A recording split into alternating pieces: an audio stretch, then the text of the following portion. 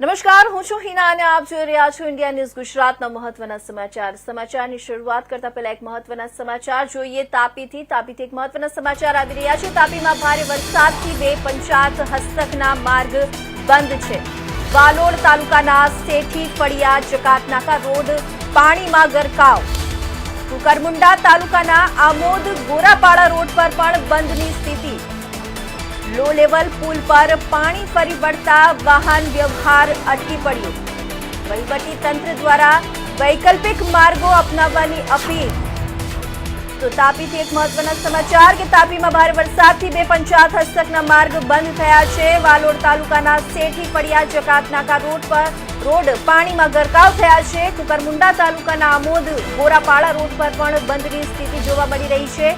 Low level પુલ પર પાણી ફરી વળતા વાહન વ્યવહાર અટકી પડ્યું છે. વહીવટી તંત્ર દ્વારા વૈકલ્પિક માર્ગો અપનાવવાની અપીલ કરવામાં આવી છે.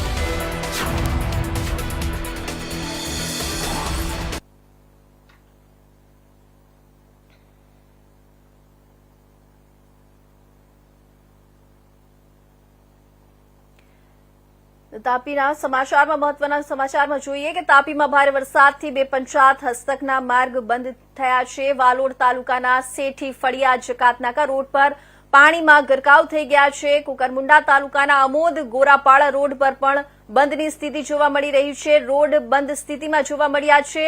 લો લેવલ પુલ પર પાણી ફરી વળતા વાહન વ્યવહાર અટકી પડ્યું છે. વહીવટી તંત્ર દ્વારા વૈકલ્પિક માર્ગો અપનાવવાની અપીલ કરવામાં આવી છે.